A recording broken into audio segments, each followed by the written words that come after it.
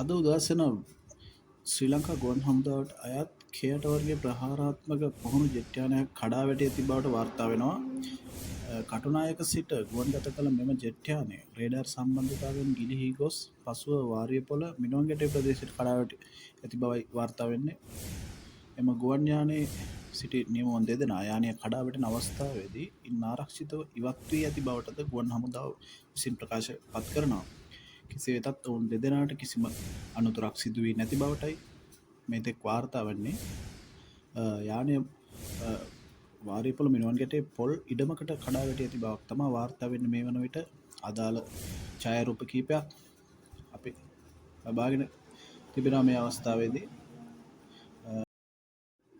මේ පිළිබඳ අලුත් තොරතුරක් හමු වන විගස අපි නැවතත් ඔබ හා සම්බන්ධ වීමට බලාපොරොත්තු වෙනවා. බොහොම ස්තුතියි සියලුම දෙනාට.